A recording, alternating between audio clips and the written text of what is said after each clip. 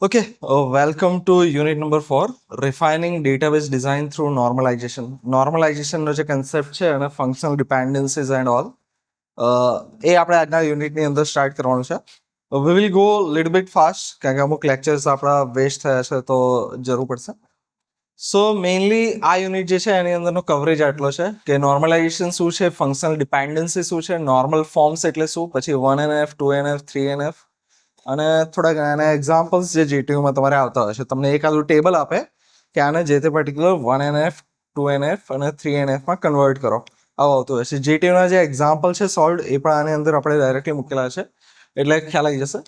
So first of all official definition જોઈએ આપણે normalisation. તો normalization is the process of organizing relational database to reduce data redundancy. શોર્ટમાં એવું છે કે જે કંઈ પણ ટેબલ્સ છે એ ટેબલ્સને ઓર્ગેનાઇઝ કરવાની પ્રોસેસ છે, રાઈટ. જે કંઈ બી આપણા ટેબલ્સ છે એને ઓર્ગેનાઇઝ કરવાના, પણ કેમ રીઓર્ગેનાઇઝ કરવાના? યુવરાજ, કેમ રીઓર્ગેનાઇઝ કરવાના? સ્લાઇડ ઉપર ધ્યાન આપો. રિડન્ડન્સી હટાવવા માટે. રિડન્ડન્સી જે છે એનો મતલબ એ થયો કે કોઈ એકની એક વસ્તુ ડુપ્લિકેટ વારે ઘડી આવતી એને રિડન્ડન્ટ કહેવાય, રાઈટ. ફોર એક્ઝામ્પલ, આ રૂમની અંદર એક પ્રોજેક્ટર છે અને એ જો વર્કિંગ છે બટ એ પ્રોજેક્ટર બગડી જાય એના માટે પણ બીજું પ્રોજેક્ટર આ સાઈડ ઇન્સ્ટોલ કરેલું છે, તેને રિડન્ડન્ટ કહેવાય. હવે જ્યારે તમારી પાસે એક્સ્ટ્રા રિસોર્સિસ છે ત્યારે જો તમે કરો તો that is okay, but in that also શું થાય કે અલ્ટિમેટલી તમે વાયરિંગ, ઇલેક્ટ્રિસિટી, ઘણી બધી વસ્તુ જે છે એને મિસયુઝ કરી રહ્યા છો. તો ડેટાબેઝની અંદર એ સ્પેસિફિકલી આપણે અવોઇડ કરવાનું ટ્રાય કરશું કે કોઈ બી જે બી ડેટા છે આપણો એક જ કોપી હોય છે, પ્રોપર હોય છે, એના બેકઅપ્સ હોવા જોઈએ, બટ એક જ ટેબલ જે આપણી પ્રાઇમરી કોપી છે એની અંદર રિડન્ડન્સી ના હોવી જોઈએ. તો રિડન્ડન્સી જે છે એ ડેટાની રિડ્યુસ કરવા માટે અને ઇમ્પ્રૂવ ડેટા ઇન્ટિગ્રિટી, કે મારો ડેટા જે છે એ કન્સિસ્ટન્ટ હોય, કે બધો ડેટા જે છે એ પ્રોપરલી વેલ મેનેજ હોય. એ કરવા માટે આપણે શું કરશું? Decomposing large and poorly structured tables into smaller and well structured ones. આપણી જે ડેટાબેઝ મેનેજમેન્ટ પહેલાંની જે નોલેજ છે કે પહેલાંની જે આપણી સ્કિલ્સ છે એ પ્રમાણે આપણને નોર્મલી એક જેને ડીબીએમએસ ન આવડતું એ શું કરે, એક એક્સેલ શીટ મેન્ટેન કરે, એક ટેબલ મેન્ટેન કરે જેની અંદર મલ્ટિપલ કોલમ્સ નાખી દે. જેટલો ડેટા રાખવાનો છે બધો એક જ ટેબલની અંદર કોલમ્સ નાખી દે અને એની અંદર ડેટા ફિલ કરી દે. This is generally what we prefer, બરાબર, જ્યાં સુધી આપણને ડીબીએમએસના કન્સેપ્ટ પ્રોપરલી ના આવડતા હોય. હવે એ કરવાથી શું થાય? એક મોટું ટેબલ થાય. ફોર એક્ઝામ્પલ, તમારો ડેટા તો હું એક જ ટેબલની અંદર તમારો endowment number, first name, last name, mobile number, આવી બેસિક ડિટેલની જોડે તમારું જે તે સબ્જેક્ટનું રિઝલ્ટ આવી ગયું, કેટલી બેકલોગ્સ આવી, સ્કોલરશિપની ડેટા, ફી ભરાઈ ગઈ કે નહીં, એક ડિટેલ માટે એક કોલમ એડ કરતો જાઉં અને એક જ સીટ મેન્ટેન કરતો જાઉં. હવે આમાં ઇશ્યુઝ ક્યારે આવે આપણે ટેબલ થ્રુ જોઈશું કે આ મોટા ટેબલ્સથી શું ઇશ્યુ થાય. તો આપણે જે મોટા ટેબલની હેબિટ છે એને છોડી સ્મોલર અને વેલ સ્ટ્રક્ચર્ડ વન્સ, નાના ટેબલ્સ બટ એવા કે વેલ સ્ટ્રક્ચર્ડ છે, બહુ નાના અનનેસેસરી કે જેમાં જે ડેટા સમાઈ શકતો હોય એને બી બીજા ટેબલમાં નાખીએ એવું નહીં, બટ ઓપ્ટિમલ ટેબલ્સ, એ આપણે ટ્રાય કરશું. અને આ જે નોર્મલાઇઝેશનની જે પ્રોસેસ છે, EF કોડ કરીને જે સાયન્ટિસ્ટ છે, રિસર્ચર, એમણે ઇન્ટ્રોડ્યુસ કર્યું હતું. અને જે નોર્મલ ફોર્મ્સ છે એનું એક સેન્ટેન્સ બી નહીં, તમને કીવર્ડ્સ કહીએ એની અંદર જો સમરી જોઈતી હોય તો અહીંયા આપેલી છે. વી વિલ રિવિઝિટ ધીસ સ્લાઇડ જ્યારે આપણે 1NF 2NF BCNF આનો બેઝિક આઈડિયા હશે ત્યારે આપણે આ સ્લાઇડને ફરીથી જોઈશું, તમારા માઇન્ડમાં ટ્રિગર થાય એક્ઝેક્ટલી યાદ રાખવા માટે. બટ હાલ પૂરતું યાદ રાખવું હોય તો નો રિપીટિંગ ગ્રુપ્સ, કે ગ્રુપ્સ કોઈ બી આમાં રિપીટ ન થવો જોઈએ. જે બી કોલમ્સ છે બધી એટમિક વેલ્યુ હોવી જોઈએ. એટમિક વેલ્યુ એટલે એવી વેલ્યુ કે જેને હું ફર્ધર સ્પ્લિટ ન કરી શકું. For example, first name is atomic column, કે ફર્સ્ટ નેમ મિલવ. હવે આના ફર્ધર સ્પ્લિટ લોજિકલ કરવા ઇઝ નોટ ઓકે, બટ મારું full name Milav Dabgar, it can be further divided, right. કઈ રીતે? ફૂલ નેમને તમે ફર્સ્ટ નેમ અને લાસ્ટ નેમ આવી બે કોલમ્સ જે છે એમાં ડિવાઈડ કરી શકો છો. તો ફૂલ નેમ અથવા તો નેમ કહો એ તમારું એટમિક વેલ્યુ નથી અને તમે ફર્ધર ડિવાઈડ કરી શકો.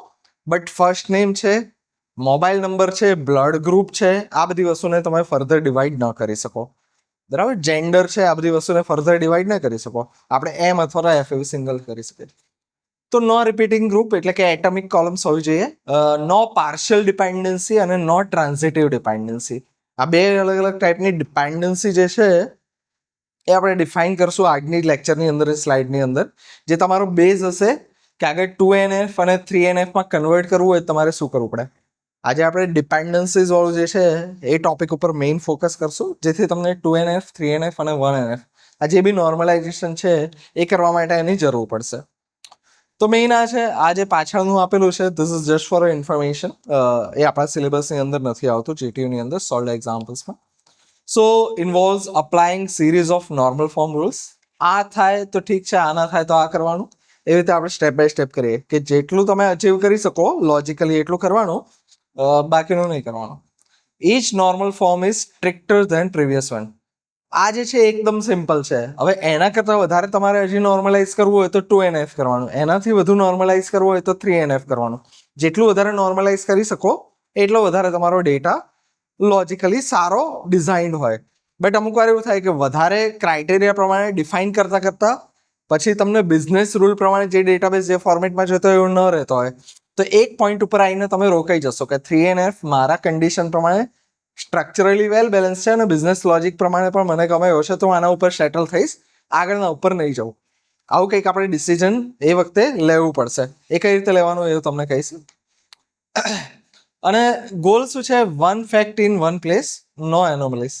કે એક જગ્યાએ એક પ્રોપરલી ફેક્ટ મને ડેટાબેઝમાંથી મળતું હોય અને એનોમલીઝ એટલે કે વિસંગતતા, કે ડેટા જે છે એમાં ઇન્સર્ટ કરવા જવું, અપડેટ કરવા જવું, ડિલીટ કરવા જવું, અને કંઈક મારે કરવું હોય નાની વસ્તુ, એના લીધે કંઈક બીજું બગડતું હોય, બરાબર, ક્યાંક હું ચેન્જ કરવા જાઉં ડેટામાં, બહુ મોટો ડેટા છે અને એ ડેટામાં ચેન્જ કરવાથી બીજી બધી જગ્યાએ ડિસ્ટર્બ થતું હોય, તો એવું ન થવું જોઈએ, એવું કહેવા માંગે છે. એનું એક્ઝામ્પલ્સ અહીંયા જોઈશું એટલે ખ્યાલ આવી જશે.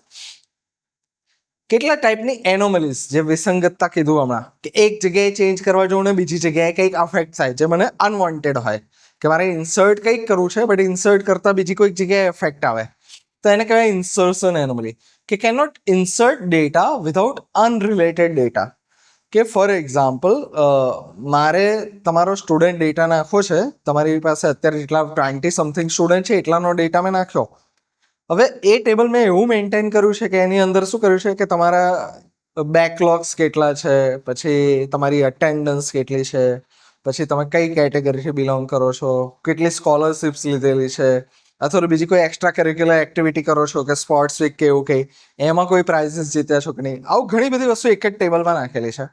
હવે ફોર એક્ઝામ્પલ, તમારા ક્લાસની અંદર બીજો કોઈ સ્ટુડન્ટ એડમિશન લે છે, તમારા ક્લાસમાં જનરલી નથી આવ્યું બટ આપણને ખ્યાલ હોય તો સેકન્ડ યરમાં C2D એડમિશન થતા હોય છે, કે ITI જેણે કમ્પ્લીટ કર્યું હોય એ ડિપ્લોમામાં એડમિશન લઈ શકે છે. એવો સ્ટુડન્ટ જ્યારે આવે, ફર્સ્ટ ટાઈમ મારે સ્ટુડન્ટની એન્ટ્રી કરવી છે અને એ વખતે મારે એ બધી ડેટા એનો પણ નાખવો પડે તો જ હું અંદર ડેટા નાખી શકું. આવું થાય તો એને કહેવાય ઇન્સર્શન એનોમલી, રાઈટ. કે મારે એક સિમ્પલ ડેટા નાખવા માટે, કારણ કે ઇનિશિયલી મારી પાસે બેઝિક ડેટા જ હશે. જ્યારે તમે ફર્સ્ટ ટાઈમ એડમિશન લો તો તમારો કેટલો ડેટા આવશે? બેઝિક જ આવશે, કે તમારું first name, last name, category આવી જાય, એડ્રેસ આવી જાય, mobile number, email ID, basic details હશે. SPI, CPI, બેકલોગ છે, એક્સ્ટ્રા કરિક્યુલર એક્ટિવિટીઝ, આવો કોઈ ડેટા ના હોય. તો જ્યારે હું હ્યુજ ટેબલ મેન્ટેન કરું અને એમાં યુનિક અને નોટ નલ ક્રાઇટેરિયા નાખેલો હોય તો શું થાય? Can not insert data without unrelated data. એનું એક્ઝામ્પલ ટેબલ સાથે આપેલું છે, પણ અહીંયા વર્ડ ઉપર જ સમજો કે ઇન્સર્ટ કરવા માટે મારે વધારાનો ડેટા નાખવો પડે. ડિલીશન એનોમલીમાં શું છે કે deleting one fact accidentally removes another. કે હું ડિલીટ કરવા કંઈક જાઉં બટ જોડે જોડે એના જોડે લિંક કંઈક હોય ને બીજું પણ ડિલીટ થઈ જાય, એને કહેવાય ડિલીશન એનોમલી. પછી નેક્સ્ટ છે update anomaly. Updating one value requires changes in many rose. મારે એક સિમ્પલ વસ્તુ અપડેટ કરવી છે બટ એના માટે મારે 5 થી 10 અલગ અલગ રોમાં અપડેટ કરવું પડશે. ચેન્જ મારે એક જ કરવો છે તો એક જ જગ્યાએ કરવો પડે, એ મારા ડિઝાયર્ડ છે. બટ મારું ટેબલ એ રીતે સ્ટ્રક્ચર્ડ છે કે મારે શું કરવું પડે છે? મારે બહુ બધી અલગ અલગ જગ્યાએ ચેન્જીસ કરવા પડે છે. એને અપડેટ એનોમલી કહેવાય. અને નેક્સ્ટ છે data redundancy. Same data stored multiple times. આપણી પાસે ઘણી વાર હોય છે કે સેમ ફોટોઝ જે છે એ કોપી થઈ જાય, સેમ ફાઇલ, સેમ અસાઇનમેન્ટ્સ ડ્રાઈવમાં 1, 2, 3 એવી અલગ અલગ ફાઇલ નેમ પ્રમાણે આવતું હોય. એવી રીતે એક્સેલની અંદર પણ ડેટા એવી રીતે આવે. બટ ડેટાબેઝમાં એ રીતે થાય તો ડેટાબેઝ આપણને મિલિયન્સ ઓફ કસ્ટમરનો ડેટા એકદમ ક્વિક નેનો સેકન્ડમાં જોઈતો હોય, એ કેસમાં ડુપ્લિકેટ્સ હોય તો ના ચાલે. તો ડેટાની રિડન્ડન્સી ના હોવી જોઈએ. બેનિફિટ શું છે કે એલિમિનેટ્સ રિડન્ડન્ટ ડેટા કન્સિસ્ટન્સી, કે ડેટા મારો સુસંગત હોય, મને જ્યારે જે જોઈએ એ મળી જાય અને આ ટાઈપની કોઈ પણ એનોમલીઝ એની અંદર ના હોય, અને કન્સિસ્ટન્સી કહેવાય.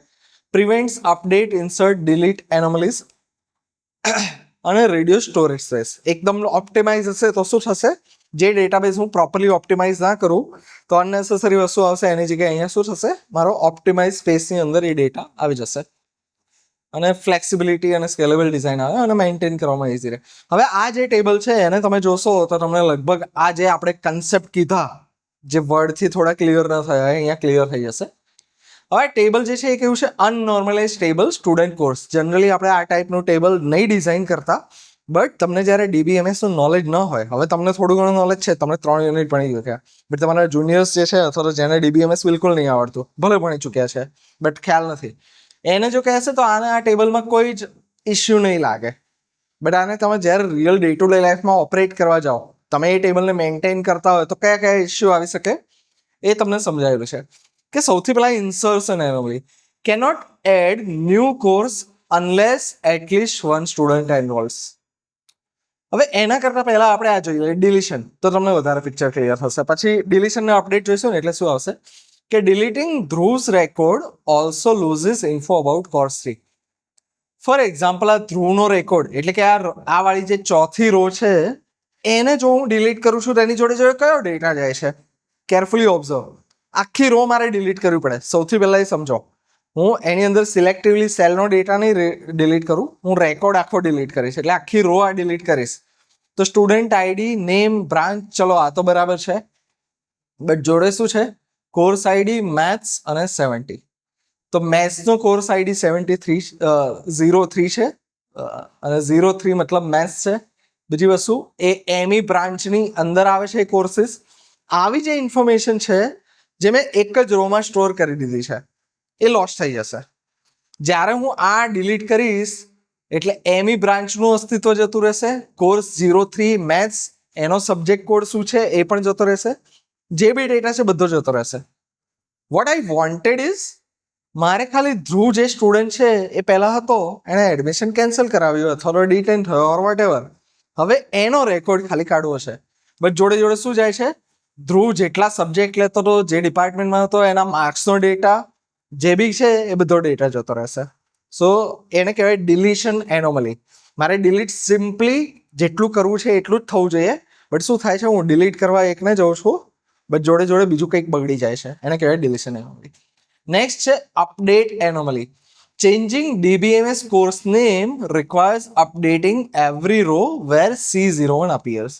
DBMSમાં શોર્ટમાં લખ્યું હતું, હવે આઈ વોન્ટ સિમ્પલ ચેન્જ. મારે લખવું છે ડેટાબેઝ મેનેજમેન્ટ સિસ્ટમ. મારે શોર્ટ ફોર્મ નહીં રાખવું, મારે પ્રોપરલી, કારણ કે ઘણી વાર એવું થાય કે 2 સબ્જેક્ટના એક જ આવે. જો તમને ખ્યાલ હોય તો DPS કરીને એક સબ્જેક્ટ આવે છે, કે DSP કરીને એક સબ્જેક્ટ આવે છે, જે આઈટીમાં આવે અને ડેટા સ્ટ્રક્ચર ઇન પાયથન એવું કહેતા હોય છે, અને ECમાં એવો સેમ સબ્જેક્ટ તમે આગળ જોશો તો એ એવો આવે છે કે ડિજિટલ સિગ્નલ પ્રોસેસિંગ. હવે શોર્ટ ફોર્મ લખો તો એ કન્ફ્યુઝિંગ હોઈ શકે, સો ઇટ ઇઝ બેટર કે તમે ફૂલ ફોર્મ લખો. બટ ઇનિશિયલી તમારે એક નામનો એક જ સબ્જેક્ટ આવતો શોર્ટ ફોર્મનો, તો તમે શોર્ટ ફોર્મ લખ્યું. તમારે અપડેટ કરવું છે, અહીંયા મારે DBMSની અપડેટ કરવું હોય તો what I need to do, row number 1, row number 2, 2 row છે, 2 રોમાં જેટલા ઇન્સ્ટન્સ છે બધી જગ્યાએ DBMSની જગ્યાએ મારે શું લખવું પડશે, ડેટાબેઝ મેનેજમેન્ટ સિસ્ટમ. ચલો તમને એવું લાગે કે ચલો બે જ જગ્યાએ છે ને કરી લઈશું, શું ફરક પડે.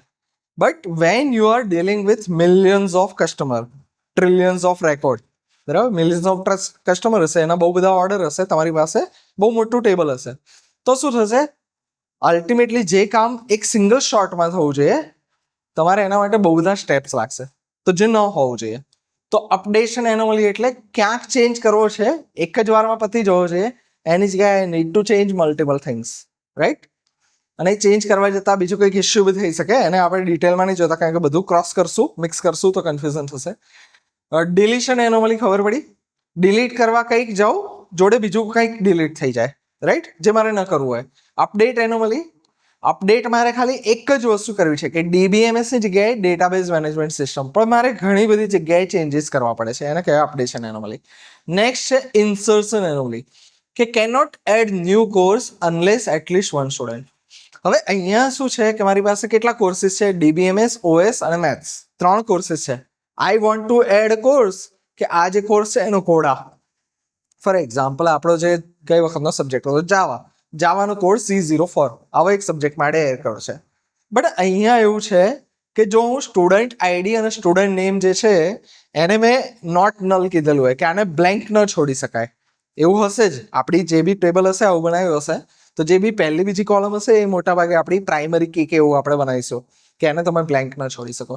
તો એ કેસમાં શું થશે મારે નવા કોર્સનો ડેટા નાખવો છે બટ શું કરીશ જ્યાં સુધી કોઈ એક સ્ટુડન્ટનો ડેટા મારી પાસે નહીં આવે ત્યાં સુધી હું ટેબલમાં એન્ટ્રી જ ન કરી શકું. પ્રેક્ટિકલ લાઈફમાં એવું થાય કે જ્યારે બી કોઈ બી કોર્સ મેનેજમેન્ટ છે જ્યાં સુધી સ્ટુડન્ટ અંદર એડમિશન ના લે ત્યાં સુધી તમે એની ડિટેલ બી ના નાખી શકો. ફોર એક્ઝામ્પલ જીટીયુ સિલેબસ બનાવે અને એ સિલેબસ બનાવતા એને એટલીસ્ટ એવું ખબર હોય છે કે કોઈ કોલેજમાં ઓફર થાય છે, કોઈ સ્ટુડન્ટે એનરોલ કર્યો પછી જ હું સિલેબસ અપલોડ કરી શકું. Is this desirable? નહીં. પહેલાં સિલેબસ અપડેટ થવો જોઈએ, પહેલાં કોર્સનો ડેટા એ નાખી શકે, પછી સ્ટુડન્ટ જોશે, પછી એ એનરોલ કરાવશે. પ્રોસેસ એક્ઝેક્ટલી આવી થાય. બટ આ ટાઈપનું ડેટા હોય તો શું થાય, પહેલાં સ્ટુડન્ટને વર્બલી કહેવાનું કે ભાઈ આવો કોર્સ આવશે, તમે બધા એનરોલ કરશો. જો એ હા પાડે તમારે સંમતિ લેવાની, પછી આખું એક ટેબલ બનાવો કે આ સ્ટુડન્ટ જે છે આ કોર્સ લેશે, પછી હું ડેટાબેઝમાં એન્ટ્રી કરું. રિડિક્યુલસ, રાઈટ? તો આ થયું ઇન્સર્શન એનોમલી, ડિલીશન એનોમલી અને અપડેટ એનોમલી. કે મારે જે રીતે ઇન્સર્શન કામ કરવું છે એ રીતે નહીં, કંઈક અલગ રીતે કામ કરે છે. સેમ વિથ ડિલીશન અને અપડેટ. આ મેઇન પ્રોબ્લેમ સમજાયો? આજનું જે યુનિટ છે એનો મેઇન પ્રોબ્લેમ આ છે. યુનિટ 4માં જેટલું બી આપણે શીખીએ છીએ, જે બી આગળ કથા કસરત મહેનત કરવાના છીએ, એનું રૂટ કોઝ આ છે કે નોર્મલી તમે આ રીતે ટેબલ ઇઝીલી લખીને જતા રહી શકો, બટ એ ઇઝીલી લખેલું ટેબલ જ્યારે મેન્ટેન કરવું હોય, જ્યારે ઓટોમેટિકલી વેબસાઇટથી હેન્ડલ કરવું હોય, ત્યારે આ ટાઈપના અલગ અલગ ઇશ્યુઝ આવી શકે. જે ઇશ્યુઝ આપણે અવોઇડ કરી શકીએ એના માટે આપણે શું કરશું, નોર્મલાઇઝેશન કરશું. અને નોર્મલાઇઝેશન કરવા માટે આપણે ફંક્શનલ ડિપેન્ડન્સી જોઈશું. આ ઇશ્યુ અવોઇડ કરવા નોર્મલાઇઝેશન કરશું, અને નોર્મલાઇઝેશનના રૂલ છે એના માટે આપણે ડિપેન્ડન્સી જોઈશું. તો આગળની સ્લાઇડ્સ જે છે એની અંદર આપણે હવે આ સેમ વસ્તુ જે આગળ આપણે જોયું એને અલગ અલગ એક્ઝામ્પલ્સથી સમજાયું છે, but due to time limitation અને એક્ઝામ્પલ્સની ડિટેલમાં નહીં જઈએ, કારણ કે એક એક્ઝામ્પલ આપણા માટે ઇનફ છે. તમને જ્યારે રીડ કરો ત્યારે વાંચી લેજો તો તમારા માઇન્ડમાં પ્રોપરલી ફિટ થઈ જાય. હવે નેક્સ્ટ આવ્યું ફંક્શનલ ડિપેન્ડન્સી. તમને આ ફંક્શનલ ડિપેન્ડન્સી જે છે એને સમજવું હોય તો ક્રોસ કોરિલેટ કરવા માટે આપણે કીઝ ભણ્યા હતા, જો યાદ હોય તો. અલગ અલગ કીઝ આવતી હતી. કઈ કીઝ આવતી હતી એકાદ યુનિટમાં આગળ આપણે જોયું હતું. યુનિટ નંબર 2માં જોયું હતું. Super key, primary key, foreign key, candidate key. હવે સુપર કી શું છે કઈ યાદ આવશે? ઓકે, શરૂઆતથી યાદ. આપણી પાસે બહુ બધી કોલમ્સ છે. ફોર એક્ઝામ્પલ આગળનું જે ટેબલ છે એને જ જોઈ લઈએ તો યાદ આવશે. અહીંયા બહુ બધી કોલમ્સ છે, રાઈટ? હવે આ કોલમ જે છે એમાં ગ્રુપ ઓફ કોલમ્સ, કે ફોર એક્ઝામ્પલ સ્ટુડન્ટ આઈડી અને કોર્સ આઈડી, આ બે કોલમનું ગ્રુપ બનાવું અને એનાથી આખી રો જે છે યુનિકલી આઈડેન્ટિફાય થતી હોય તેને કહે સુપર કી. બટ એની અંદર એવું બી, હવે એનું એક્ઝામ્પલ જો તમને એક્ઝેક્ટલી યાદ કરવું છે તે ટાઈમે આપણે ડિસ્કસ કર્યું હતું તો વધારે યાદ આવશે કે તમારો એનરોલમેન્ટ નંબર અને તમારો આધાર નંબર, તમારો એનરોલમેન્ટ નંબર, તમારો આધાર નંબર અને તમારું નામ, આ ત્રણથી તમારો ડેટા હું યુનિકલી આઈડેન્ટિફાય કરી શકું. રીઝન, દરેક સ્ટુડન્ટનો એનરોલમેન્ટ નંબર અલગ હોવાનો, એમનો આધાર નંબર બી અલગ હોવાનો, બટ જોડે હું નામ બી લઈ લઉં તો બી ફરક નહીં પડે. નામ રાખવું કે ના રાખવું ફરક ના પડે, બટ નામ હોય તો બી યુનિકલી આઈડેન્ટિફાય થાય. તેવો સુપર સેટ કે જેના કોમ્બિનેશનથી હું દરેક રેકોર્ડને યુનિકલી આઈડેન્ટિફાય કરી શકું એને સુપર કી કહેવાય. એ આપણે જોયેલું હતું. હવે સુપર કીમાંથી કેન્ડિડેટ કી કઈ રીતે લાવતા હતા કે for example enrolment number, Aadhaar number અને નેમ, આમાંથી નામને ડ્રોપ કરી દઉં તો બી સ્ટુડન્ટ યુનિકલી આઈડેન્ટિફાય થશે. ચલો આ બંને છે ફોર એક્ઝામ્પલ નામ, એનરોલમેન્ટ નંબર અને આધાર નંબર. એમાંથી આધાર નંબર અને નામ બંનેને હું ડ્રોપ કરી દઉં તો પણ થઈ જશે. એનરોલમેન્ટ નંબરથી પણ થઈ શકે, આધાર નંબરથી બી થઈ શકે, કોઈ એકને રાખું તો પણ થઈ શકે. તો મિનિમલ સુપર કી, નાનામાં નાની સુપર કી કે જે દરેક રેકોર્ડને યુનિકલી આઈડેન્ટિફાય કરી આપે એને કહેવાય કેન્ડિડેટ કી. કેન્ડિડેટ એટલે ઇલેક્શનમાં જે ઊભો રહે કેન્ડિડેટ જીતવા માટે, એને શું જીતવાનું છે? પ્રાઇમરી કીની રેસ જીતવાની છે. હવે મારી પાસે બે સુપર કીમાંથી કેન્ડિડેટ કી કઈ આવી? એનરોલમેન્ટ નંબર અને આધાર નંબર. અને એમાંથી આપણે પ્રાઇમરી કી કઈ ચૂઝ કરતા હતા? આપણી પાસે એનરોલમેન્ટ નંબર પણ છે અને આધાર નંબર બી છે, બંને મને યુનિક રેકોર્ડ આઈડેન્ટિફાય કરી આપશે, બટ આપણે કયું ચૂઝ કરતા હતા પ્રાઇમરી કી તરીકે? Enrolment number. કેમ? આપણો પ્રોબ્લેમ છે, આપણું જે બિઝનેસ લોજિક છે એમાં એનરોલમેન્ટ નંબર વધારે સારી રીતે શૂટ થાય છે, રાઈટ. એનરોલમેન્ટ નંબરથી આપણને એડિશનલ ડિટેલ મળે છે. આધાર નંબર એકવાર આપણે ઓપ્શનલ બનાવી દઈએ તો આપણે ચાલે, રાઈટ. ઘણી બધી વસ્તુ છે. તો સુપર કી એમાંથી કેન્ડિડેટ કી આવે અને એમાંથી આવે પ્રાઇમરી કી. અને કેન્ડિડેટ કી જે છે એમાંથી જેને પ્રાઇમરી કી બનાવી એના સિવાયની જે કી હોય એને શું કહેતા હતા? જે ના જીતી, શોર્ટમાં 2 પાર્ટી લડતી હતી, જે જીતી ગઈ એ વિનર પાર્ટી અને જે હારી ગઈ એના ઓપોઝિશન પાર્ટી આપણે કહેતા હોય છે કે બીજેપી કોંગ્રેસ, કોંગ્રેસ જીતો તો બીજેપી આવી ગયો અને બીજેપી આવ્યું તો કોંગ્રેસ, આવું કંઈક હોય. તો એવી રીતે હતું. યાદ રાખજો, દિમાગ ઉપર જોર આપજો. એની આપણે હાલ જરૂર નથી પણ થોડું યાદ કરજો. હવે નેક્સ્ટ એ જે છે એને પ્રોપરલી મેથેમેટિકલી અહીંયા ડિફાઇન કરીએ છીએ. કીઝ વાળો જે કન્સેપ્ટ છે એ સેમ કન્સેપ્ટની આસપાસ ફરે છે, બટ એને થોડું મેથેમેટિકલી અહીંયા ડિફાઇન કરીએ. તો એક્ઝામ્પલ્સ અહીંયા આપેલા છે કે સ્ટુડન્ટ આઈડી ડિટરમાઇન કરશે સ્ટુડન્ટ નેમ. સ્ટુડન્ટ આઈડીથી હું બ્રાન્ચ પણ ડિફાઇન કરી શકું, કોર્સ આઈડીથી કોર્સનું નેમ ડિફાઇન કરી શકું, અને સ્ટુડન્ટ આઈડી અને કોર્સ આઈડીના કોમ્બિનેશનથી માર્ક ડિફાઇન કરી શકો. અને ફોન નંબર જો મને મળે તો એનાથી ઓનરનું નેમ, કે આ ફોન નંબર છે તો યુનિક જ હોવાનો, એનાથી હું નામને ડિફાઇન કરવું હોય, ડિટરમાઇન કરવું હોય તો હું કરી શકું. શોર્ટમાં ફંક્શનલ ડિપેન્ડન્સી, કે ફંક્શનલ ડિપેન્ડન્સીનો મતલબ શું થયો કે આ જે છે એ મને ડિટરમાઇન કરી આપશે કે આ કોણ છે. મને જો મને ખબર પડી કે સ્ટુડન્ટ આઈડી આ છે તો મને એક્ઝેક્ટલી ખબર પડી જ જાય કે એનું નામ શું હશે. જો હું એનરોલમેન્ટ નંબર આખો તમારો લઉં તો આખા જીટીયુમાં એ સ્ટુડન્ટ એક જ મને મળશે, રાઈટ. મને જો આઈડી ખબર પડી ગઈ એનરોલમેન્ટ નંબર તો મને નામ ખબર પડવાનું જ છે, that is 100%. Similarly course ID, જો મને ડીબીએમએસ સબ્જેક્ટનો આખો જે ડીઆઈ વાળો કોડ છે, આગળ લેક્ચરની સ્લાઇડમાં લખ્યો છે કે નહીં લખ્યો આઈ ડોન્ટ નો, બટ એ આખો કોડ મળી ગયો તો મને એનું કોર્સનું નામ મળશે જ મળશે, એ ગેરંટી. બટ મને ખાલી એટલું ખબર છે કે ડીબીએમએસ, તો મને કોડ મળશે, એનું રિવર્સ થશે પોસિબલ. હું કહું છું કે ફોર એક્ઝામ્પલ જય, તો જયનો એનરોલમેન્ટ નંબર મળી શકે? જય ઘણા બધા હોઈ શકે ને. જય મારી પાસે 5 હોઈ શકે કોલેજમાં, જીટીયુ લેવલ ઉપર જવું તો 100 હોઈ શકે, રાઈટ. તો ખાલી નામ ઉપરથી નામ એનરોલમેન્ટ નંબરને ડિફાઇન ન કરે પણ એનરોલમેન્ટ નંબર શું કરશે? એ નામને કરી શકશે. તો જ્યારે એક્સ અને ફંક્શનલ ડિટરમાઇન્સ વાય, આને કઈ રીતે વાંચીએ? જો એક્સ એરો વાય, એને કઈ રીતે વાંચશું? X functionally determines y. અથવા તો એનું ઊંધું વાંચવું હોય તો y is functionally dependent on x. તો સ્ટુડન્ટ નામ સ્ટુડન્ટ આઈડી ઉપર ડિપેન્ડન્ટ છે, બ્રાન્ચ એ સ્ટુડન્ટના આઈડી ઉપર ડિપેન્ડન્ટ છે, કોર્સ નામ કોર્સ આઈડી ઉપર ડિપેન્ડન્ટ છે. ઊંધું વાંચીએ તો આવું થાય. સીધું વાંચીએ તો student ID determines student name, કે સ્ટુડન્ટ આઈડી મને સ્ટુડન્ટનું નામ નક્કી કરી આપશે, સ્ટુડન્ટ આઈડી મને એની બ્રાન્ચ કઈ છે એ ડિટરમાઇન કરી આપશે, કોર્સ આઈડી હશે તો કોર્સનું નામ શું છે એ ડિટરમાઇન કરી આપશે. Got it? તો આપણી પાસે જે super key, primary key, candidate key આવતી હતી એ કી આ બાજુ આવશે અને કી સિવાયની જે કોલમ છે આ બાજુ આવશે. જો લેફ્ટ સાઈડ હંમેશા આપણી જે કી આવતી હતી ને એ આવશે, પ્રાઇમરી કી, કેન્ડિડેટ કી લઈ લો, એ લેફ્ટ સાઈડ આવશે, અને રાઈટ સાઈડ કઈ આવશે? કી સિવાયની કોલમ. આપણી પાસે દરેક ટેબલની અંદર અમુકને આપણે કી બનાવીશું જેમને બધું ડિટરમાઇન કરી આપે. ફોર એક્ઝામ્પલ અહીંયા જે છે આનું સ્ટ્રક્ચર જોતા તમને શું લાગે છે કે કઈ કોલમ્સ એવી છે કે જે મને ઇમ્પોર્ટન્ટ લાગે છે, કે જેનાથી લગભગ આખું ટેબલ હું ડિટરમાઇન કરી શકું એના કોમ્બિનેશનથી? નામ એ કોમ્બિનેશન છે કે નામથી હું બધું ડિફાઇન કરી શકું? નથી. તો એ કોઈ દિવસ કીમાં નહીં આવે. બ્રાન્ચને કી બનાવી શકું? ના બનાવી શકું, રાઈટ. કોર્સ આઈડી બનાવી શકું? Yes I can. કોર્સ આઈડીથી શું ડિફાઇન થશે? કોર્સનું નામ ડિફાઇન થશે. માર્ક્સને બનાવી શકું કી? ના બનાવી શકું. માર્ક્સથી ડિફાઇન થાય? 2 સ્ટુડન્ટના 100 માર્ક્સ હોઈ શકે, 0 પણ હોઈ શકે, 10 પણ હોઈ શકે, એનાથી કશું જ ડિફાઇન ના થાય. તો કઈ કઈ એવી કોલમ છે જેની ઇમ્પોર્ટન્સ ઓછી છે? આને સિમ્પલી સમજીએ તો એવી કોલમ જેની ઇમ્પોર્ટન્સ ઓછી છે, બરાબર, કે જેનાથી મને બહુ બધી વસ્તુ નહીં ખબર પડે. તો માર્ક્સથી મને ખાલી માર્ક્સ ખબર પડશે, બીજું બધું નહીં ખબર પડે. કોર્સ નામથી કોર્સ નામ જ ખબર પડશે, એનું આઈડી નહીં ખબર પડે, બટ આઈડી હશે તો નામ ખબર પડશે. તો રાઈટ. તો મારી પાસે અહીંયા એસઆઈડી અને કોર્સ આઈડી આ 2 કી કોલમ્સ છે મારી. એસઆઈડી અને કોર્સ આઈડી આ 2 આઈડીના કોમ્બિનેશનથી હું લગભગ આખું ટેબલ ડિફાઇન કરી શકું. આ 2 આઈડી તો કઈ રીતે જો સ્ટુડન્ટ આઈડી હશે તો સ્ટુડન્ટ આઈડી એનું નામ શું હશે અને સ્ટુડન્ટ આઈડી કઈ બ્રાન્ચમાં હશે એ ડિફાઇન થઈ જશે. સ્ટુડન્ટ આઈડી થી એનું નામ શું છે એની બ્રાન્ચ શું છે એ ડિફાઇન થઈ જશે. કોર્સ આઈડી થી એ કોર્સનું નામ શું છે એ ડિફાઇન થશે.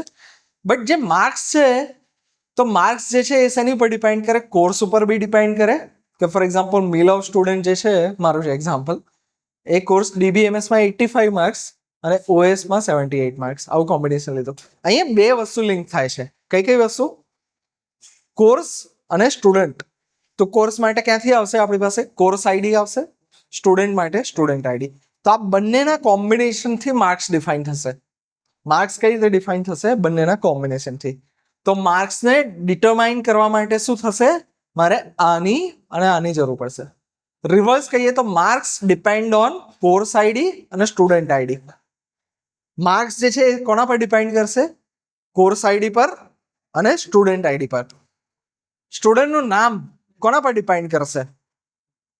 ડિપેન્ડન્સીને સમજો, ડિટરમાઇન વાળું ઓટોમેટિક સમજવું પડે છે. સ્ટુડન્ટ નેમ જે છે એ કઈ કોલમ ઉપર ડિપેન્ડ કરશે? સ્ટુડન્ટ આઈડી ઉપર. કઈ કોલમ શેના ઉપર ડિપેન્ડ કરે છે એ સમજી જાઓ તો બાકીનું પિક્ચર ક્લિયર થઈ જશે. જો અહીંયા હવે સમજેલું છે. આ રાઈટ સાઈડ જે છે એ આ વસ્તુ ડિપેન્ડ કરશે, આની ઉપર ડિપેન્ડ કરશે. સ્ટુડન્ટનું નામ શેના ઉપર? આઈડી ઉપર. બ્રાન્ચ સ્ટુડન્ટના આઈડી ઉપર. કોર્સનું નામ કોર્સ આઈડી ઉપર. બટ માર્ક્સ જે છે એ કોના ઉપર ડિપેન્ડ કરશે? બે વસ્તુ, બેનું કોમ્બિનેશન લઉં તો જ મને મળશે. સ્ટુડન્ટ આઈડી અને કોર્સ આઈડી બંનેનું કોમ્બિનેશન લઈશ તો મને માર્ક્સ ડિફાઇન થશે. અને ફોન નંબર જો મને આપ્યો હોય તો એનાથી ઓનર નેમ મળી જાય. કે તમારી પાસે ફોર એક્ઝામ્પલ કોઈનો બી ફોન નંબર છે બટ યુ ડોન્ટ નો એ કોનો ફોન નંબર છે, તો અત્યારે તમને એક એપ એવી સર્વિસ આપે છે ઘણા સમયથી, Truecaller. Phone number type કરો તમને મળી જશે. જો ટ્રુ કોલર નહોતું એ સમયમાં જો કરવું હોય તો શું થતું હતું? યુ હેવ ટુ અપ્રોચ જે તે પર્ટિક્યુલર જે ટેલિકોમ રેગ્યુલેટર છે એનો અપ્રોચ કરી તમે ઇન્ફોર્મેશન કાઢવી હોય તો કઢાઈ શકો. બટ એ નોર્મલ યુઝરને નહોતું અલાઉડ. પોલીસને ઇન્વેસ્ટિગેશન કરવું છે તો એમને અલાઉડ થાય. શોર્ટમાં મોબાઈલ નંબરથી ઓનર નામ મળી જાય, એ અહીંયા કહેવા માંગે છે. ઓકે, આ જે વસ્તુ છે આને આપણે સ્કીપ કરીએ. ટેકનિકલ ડેફિનેશન જોઈ લે. Functional dependency x determines y for every valid value of x there is exactly one associated value of y. x ની એક વેલ્યુ માટે એસોસિએટેડ y ની એક વેલ્યુ મળશે. તો x મને ખબર હોય તો મને y મળશે, મને કોર્સ આઈડી ખબર હોય તો મને કોર્સ મળશે, મને સ્ટુડન્ટ આઈડી ખબર હોય તો મને સ્ટુડન્ટ મળશે. સિમ્પલ. કી વાળો જે કન્સેપ્ટ છે એને જ આપણે ટેકનિકલી થોડું ડિફાઇન કરેલું છે. આ જે છે આ સમજાવવા માટે આપેલું હતું. કેટલા ટાઈપની અલગ અલગ ફંક્શનલ ડિપેન્ડન્સી આવે એ અહીંયા આપેલું છે. ફૂલ ફંક્શનલ ડિપેન્ડન્સી, પાર્શિયલ, ટ્રાન્ઝિટિવ અને મલ્ટીવેલ્યુડ. મલ્ટીવેલ્યુડ જે છે એ તમારા સિલેબસમાં નથી. આ જે મલ્ટીવેલ્યુડ આપેલું છે તમારા સિલેબસમાં નથી, તમને સમજાવવા માટે સ્લાઇડમાં આપેલું છે. આપણે આ ત્રણ જે છે એને ડિટેલમાં જોઈશું. આને હું તમને થોડી હિન્ટ આપીશ. If you are interested slide વાંચી લેજો, સમજ પડી જશે. શું કહેવા માંગે છે? તો y depends on complete composite key. હવે કોમ્પોઝિટ કી કોને કહેવાય? વર્ડ જે તે ટાઈમે જોયો હતો, બટ જો અત્યારે ક્વિકલી સમજવું હોય તો આમાંથી કોઈ પણ એક કોમ્પોઝિટ કી છે. કઈ હશે composite key? SID course ID. This is composite key. બે કોલમના નામને, બે એટ્રીબ્યુટને ભેગા કરીને જે કી બનાવો એને કોમ્પોઝિટ કી કહેવાય. એક સિમ્પલ હોય તેને કોમ્પોઝિટ કી ના કહેવાય. એકથી વધારે જ્યારે હોય ત્યારે એને કોમ્પોઝિટ કી કહેવાય. હવે ડાયરેક્ટલી એક્ઝામ્પલ જોઈ લઈએ. ફૂલ ફંક્શનલ ડિપેન્ડન્સી. કે ક્યારે તમે એવું કહી શકો કે ફૂલ્લી ફંક્શનલ ડિપેન્ડન્સી છે? એક્ઝામ્પલ પહેલા જો, પછી ડેફિનેશન જોશો તો ખ્યાલ આવી જશે. શું કર્યું છે એક્ઝામ્પલમાં? Table, enrolment number, course ID, student ID, course ID અને માર્ક્સ. સ્ટુડન્ટ આઈડી અને કોર્સ આઈડી જે છે એ ડિટરમાઇન કરે માર્ક્સ. આપણું જે હમણાં ટેબલ જોયું હતું એ સેમ એક્ઝામ્પલ છે, પણ અહીંયા શું લખેલું છે? Marks can not be determined by student ID alone or course ID alone. કે મને માર્ક્સ જોઈએ છે તો મને સ્ટુડન્ટ આઈડી પણ જોઈશે અને કોર્સ આઈડી પણ જોઈશે. બંનેની જરૂર પડશે. હું કોઈ બી એકને રિમૂવ નહીં કરી શકું. આ જે છે રિલેશન આપેલું છે એમાં આ બેની અંદર અંડરલાઈન કરેલી છે. સૌથી પહેલા એ વસ્તુ સમજો કે જ્યારે તમને ટેબલ આ રીતે આપેલું હોય તો એમાં અંડરલાઈન કરેલી હોય શું સિગ્નિફાય કરે? આગળ આપણે સમજાયેલું છે, જો તમને યાદ રહેતું હોય તો. અંડરલાઈન કર્યું એનો મતલબ શું? આ કહેવાય એવું માંગે છે કે એનરોલમેન્ટ વાળું મારી પાસે એક ટેબલ છે, એ ટેબલમાં કોલમ કેટલી છે? 3 કોલમ છે. કઈ કઈ? સ્ટુડન્ટ આઈડી, કોર્સ આઈડી અને માર્ક્સ.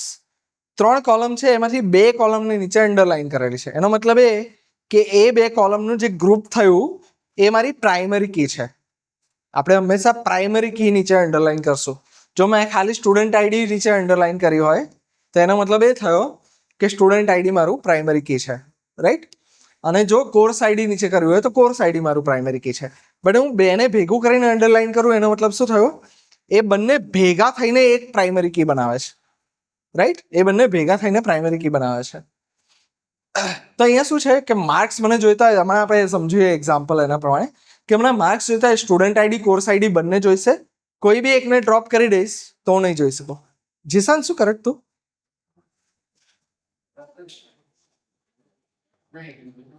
નોટ્સ લખે છે બટ ઉપર જોતો જ નથી, ખબર શું પડશે? તો તું ખાલી નીચે જોયા કરે તો. Marks is fully functional dependent on composite key X. જ્યારે આવું હોય કે તમે કોમ્પોઝિટ કીમાંથી કોઈ બી એક કોલમને કાઢી ન શકો, તમારે એની જરૂર પડે જ પડે, એવા રિલેશનને કહેવાય ફૂલ ફંક્શનલ ડિપેન્ડન્સી. કે આમાં મારે જેટલી બી કોમ્પોઝિટ કીના જેટલા બી કોલમ છે બધા જોઈશે. અહીંયા એક્ઝામ્પલ આપેલું છે. આગળ પાર્શિયલ ફંક્શનલ ડિપેન્ડન્સી જોઈશું એટલે તમને ખ્યાલ આવશે કે કાઢી શકે એવા કેસીસ બી હોઈ શકે. એક્ઝામ્પલ આ હાલ જોઈ લો. અને કેમ જરૂર પડે? જ્યારે 2NF તમે કરશો 1NF પછીનો, ત્યારે તમારે ફૂલ ફંક્શનલ ડિપેન્ડન્સી હોવી જરૂરી છે એ ચેક કરવું પડશે. તમને ટેબલ આપ્યું હશે, તમારે ચેક કરવાનું કે આની અંદર જે રિલેશન આપેલું છે એની ફૂલ FD છે કે નથી. જો હોય તો મતલબ એ 2NFમાં છે, નથી તો તમારે એ રીતે ડિઝાઇન કરવાનું, એ રીતે સ્પ્લિટ કરવાનું કે ફૂલ FD થતું હોય. પાર્શિયલ જોઈ લઈએ તો આ વધારે સારી રીતે સમજ પડશે. બેને કમ્પેરેટિવલી જોશો તો ખબર પડશે. હવે અહીંયા શું કરેલું છે જો, હવે જે ટેબલ આપ્યું હતું એ ટેબલ આપણે બદલ્યું અને ટેબલ શું કર્યું? Student courses, student ID, course ID, student name, course name અને માર્ક્સ. 5 કોલમનું ટેબલ લીધું આપણે. પહેલા આગળનું જે ટેબલ હતું એ કેટલું હતું? 3 કોલમનું ટેબલ હતું. ટેબલનું નામ હતું એન્રોલમેન્ટ નંબર. જેમાં મારી પાસે પ્રાઇમરી કી કઈ હતી? SID અને કોર્સ આઈડી. આ બેની જે કોમ્પોઝિટ કી બને એ મારી પ્રાઇમરી કી હતી. અહીંયા શું છે? મારી પ્રાઇમરી કી કઈ છે? સેમ પ્રાઇમરી કી સેમ જ છે. કમ્પોઝિટ આઈડી, SID અને કોર્સ આઈડીનું કોમ્બિનેશન. બટ મારી પાસે જે માર્ક્સ કરીને કોલમ હતી એની જગ્યાએ હવે બીજી કેટલી કોલમ્સ આવી ગઈ? S નેમ, કોર્સ નેમ અને માર્ક્સ. આ કેમ લીધું? તમને પાર્શિયલ ફંક્શનલ ડિપેન્ડન્સી સમજાવવા માટે. કારણ કે માર્ક્સ તો મારું ફૂલ FD હતું.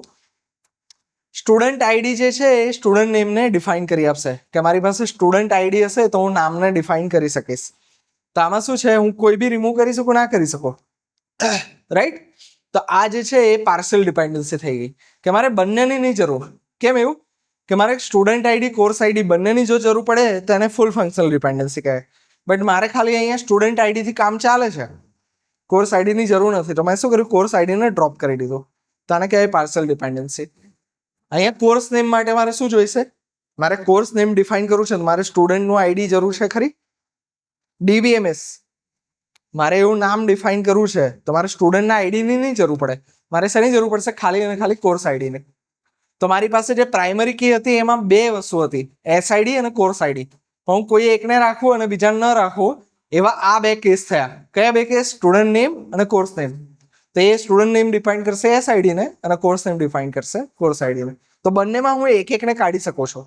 તો એ બંને કેવા થયા? Partial functional dependency. કે પાર્શિયલી ડિપેન્ડન્ટ છે, ફૂલી નથી ડિપેન્ડન્ટ.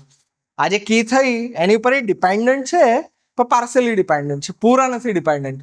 મારે કોર્સ નેમ જોઈતો હોય ખાલી કોર્સ આઈડી હોય ચાલે, આ ના હોય ચાલે. સિમિલરલી સ્ટુડન્ટનું નામ જોઈતું હોય તો સ્ટુડન્ટનું આઈડી જોઈએ, કોર્સ આઈડી ના હોય ચાલે. બટ આપણે આગળ જે લીધું હતું એ એક્ઝામ્પલ કયું? માર્ક્સ વાળું એક્ઝામ્પલ. એ કેસમાં શું જોઈશે? બંને જોઈશે. અને આખું ટેબલ મને જોઈતું હોય તો એ ટેબલ માટે શું જોઈશે? મને આ 2 જોઈશે જ, કારણ કે એમાં પણ છે ને માર્ક્સ વાળું કોલમ છે જ. એટલે આપણે શું કરવું પડશે? આ બંનેની અંડરલાઈન કરવી પડશે. એટલે કે આ બેના જે ગ્રુપ બન્યું એને હું પ્રાઇમરી કી બનાવીશ. હું ઇન્ડિવિજ્યુઅલ કોઈ એકને નહીં બનાવી શકું. તો આજે 5 કોલમનું જો મારે ટેબલ બનાવવું છે તો આ બેને મારે આ રીતે લેવું પડશે, રાઈટ. જો હું ખાલી એટલા કોલમ લઉં છું કે for example just in case હું તમને એમ કહું કે મારા માર્ક્સ વાળું કોલમ નહીં જોઈતો, તો શું કરશો? આ ટેબલને તમે કઈ રીતે ડિફાઇન કરશો? આ જે ટેબલ છે એમાં માર્ક્સ વાળું ટેબલ, માર્ક્સ વાળી કોલમ મને જોઈતી નથી. તો આ ટેબલના તમે કેટલા ટુકડા કરશો અને કયા કયા ટુકડા કરશો જેથી એ પ્રોપર થઈ શકે? 2 થશે. કયા કયા? એકની અંદર સ્ટુડન્ટ આઈડી અને સ્ટુડન્ટ નેમ, અને બીજાની અંદર કોર્સ આઈડી અને કોર્સ નેમ. 2 table, simple. કોઈ મિક્સઅપ નહીં, કશું જ નહીં, રિડન્ડન્સી નહીં. આવું આપણે જે કરવાનું મેન્ટલી અત્યારે વિચાર્યું એ technically rule by rule check કરો અને એને કરો, એને કહેવાય નોર્મલાઇઝેશન. કે એક ટેબલ છે, મલ્ટિપલ પાર્ટ્સ પાડો, જ્યાં સુધી લોજિકલી બધું ઓકે ના લાગે ત્યાં સુધી, એને કહેવાય નોર્મલાઇઝેશન. હવે ત્રીજી જે આવે છે એ ટ્રાન્ઝિટિવ ડિપેન્ડન્સી. ટ્રાન્ઝિટિવ એટલે ટ્રાન્ઝિશન, એકથી લઈને બીજું સ્ટેપ, બીજાથી લઈને ત્રીજું સ્ટેપ. તમે એમ કહો ને કે પાલનપુર ટુ અમદાવાદ વાયા મહેસાણા કે પછી વાયા બીજું કોઈ ડેસ્ટિનેશન, તો જે વાયા વાળું કીધું એને કહેવાય ટ્રાન્ઝિટિવ. અહીંયાથી અહીંયા પહોંચવું છે, બટ પહેલા ક્યાં પહોંચવું પડશે? મારે 1 થી 3 સુધી જવું હોય તો 1 થી 2 અને 2 થી 3. તો આ જે ટ્રાન્ઝિશન થઈ, આ ટાઈપનું જ્યારે ડિપેન્ડન્સીમાં આવે કે હું આનાથી આ ડિટરમાઇન કરી શકું અને પછી એ મને મળી જાય, પછી હું ત્રીજી કોલમ ડિટરમાઇન કરી શકું. એક્ઝામ્પલ અહીંયા આપેલું છે, જો શું આપેલું છે? સ્ટુડન્ટ કરીને એક ટેબલ લીધું છે, student ID, student name, department ID, department name. હવે અહીંયા પ્રાઇમરી કી કઈ છે મને કહેશો? એસ આઈડી એક જ પ્રાઇમરી કી છે, કોઈ કોમ્પોઝિટ કી નથી. હવે અહીંયા શું કીધું? સ્ટુડન્ટ આઈડી થી ડિપાર્ટમેન્ટ આઈડી જે છે એ મળી જશે. કેમ? કારણ કે સ્ટુડન્ટ આઈડી પ્રાઇમરી કી છે, કે આ સ્ટુડન્ટ કયા ડિપાર્ટમેન્ટમાં છે એનું આઈડી મળી જશે. ફોર એક્ઝામ્પલ તમે જો છે અત્યારે તો આઈસીટી ડિપાર્ટમેન્ટમાં છે, આઈસીટી નો પ્રોગ્રામ કોડ જો આપણે લઈએ તો 32 છે ફોર એક્ઝામ્પલ. તો જ્યારે તમારું એનરોલમેન્ટ નંબર હશે તો તમારા એનરોલમેન્ટ નંબરમાં ક્યાંક 32 આવે છે, જો તમને ખબર હોય તો, બરાબર. તો તમારા એનરોલમેન્ટ નંબરથી 32 ડિટરમાઇન થઈ જશે કે આ એનરોલમેન્ટ નંબર તો એ ક્યાં હશે? આ ડિપાર્ટમેન્ટ કે આ પ્રોગ્રામમાં હશે, એ ફિક્સ થઈ ગયું. તો સ્ટુડન્ટ આઈડી થી ડિપાર્ટમેન્ટ આઈડી થઈ ગયું, અને ડિપાર્ટમેન્ટ આઈડી જો મને મળી ગયું તો મને ડિપાર્ટમેન્ટનું નામ મળી જશે કે મને એનરોલમેન્ટ નંબર આ આવ્યો, એનાથી મને 32 મળ્યું, 32 મળ્યું તો મને આઈસીટી મળશે. આવું કહેવા માંગે છે. ડાયરેક્ટલી સ્ટુડન્ટના નામથી હું ડાયરેક્ટલી ડિટરમાઇન કરી શકું એવું નહીં આવે, બરાબર. એવું એ કહેવા માંગે છે કે આ રીતે તમે એકથી બીજું કોલમ અને બીજાથી ત્રીજું કરી શકો, એને કહેવાય ટ્રાન્ઝિટિવ ડિપેન્ડન્સી. તો અહીંયા સિમ્પલી જો સ્ટુડન્ટ આઈડીથી ડિપાર્ટમેન્ટ આઈડી, ડિપાર્ટમેન્ટ આઈડીથી ડિપાર્ટમેન્ટ નેમ, અને એટલે સ્ટુડન્ટ આઈડીથી ડાયરેક્ટલી હું ડિપાર્ટમેન્ટ નેમ જે છે એને ટ્રાન્ઝિટિવ ફંક્શનલ ડિપેન્ડન્સી કહી શકો. પ્રોબ્લેમ્સ જે છે આને આપણે ડિટેલમાં પછી જોઈશું. ટેકનિકલ ડેફિનેશન વાંચીને સમજવાનો ટ્રાય કરો કે શું કહેવા માંગે છે. 3 ફંડા તમારા માઇન્ડમાં ક્લિયર થઈ ગયા. એક્ઝામ્પલ્સ જો ફૂલમાં શું આવશે? આ બંનેની મારે જરૂર પડે જ પડે, કોઈ ઓપ્શન છે જ નહીં. હું કોઈ બી એકને ડ્રોપ ના કરી શકું. એને ફૂલ ડિપેન્ડન્સી કે હું પૂરી રીતે આધારિત છું, કે તમે બિલકુલ નહીં કમાતા 1 રૂપિયો તો તમે fully functionally dependent on your parents, કે પેરેન્ટ્સ જે પૈસા આપશે, ખર્ચા ઉઠાવશે તો તમે કમાઈ શકશો, વાપરી શકશો, નહીં તો નહીં કરી શકો. બટ જ્યારે તમારી પાસે સ્ટાઇપન્ડ આવતું થાય કે થોડું ઘણું, થોડા હજી પેરેન્ટ્સ પાસેથી લેવા પડે છે, બટ થોડો ખર્ચો કરી શકો છો, તેને કહે પાર્સલ. અને ટ્રાન્ઝિટિવ એટલે તમારા પેરેન્ટ્સ તમારા ભાઈને પૈસા આપતા હોય, મોટા ભાઈને, અને તમારો ભાઈ તમને આપી દેતો હોય, તમે એ રીતે કરતા હોય, એને ટ્રાન્ઝિટિવ કહેવાય. રિયલ લાઈફ એક્ઝામ્પલ જોઈએ તો હવે 3નું એક્ઝામ્પલ તમને ખ્યાલ આવી ગયો.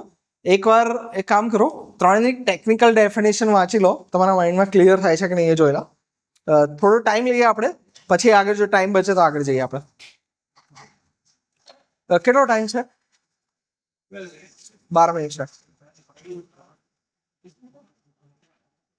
ઓકે, ડેફિનેશન વાંચો, એક્ઝામ્પલ જો, 3 સ્લાઇડ જોઈ લો, પછી આગળ જઈએ આપણે.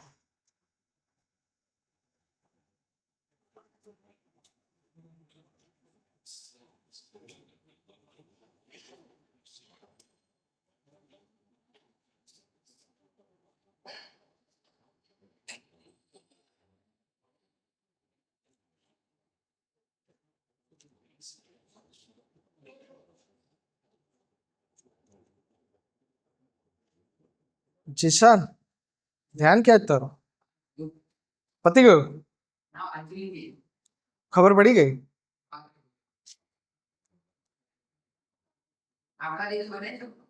હા, થઈ જાય કે જો નેક્સ્ટ સ્લાઇડ પર એક્ઝામ્પલ જોઈ પછી વાંચશો તો ખ્યાલ આવી જશે. સીધું વાંચશો ને તો ઇંગ્લિશ વર્ડ કોમ્પ્લિકેટેડ લાગી શકે ટેકનિકલ, બાકી સિમ્પલ વસ્તુ છે.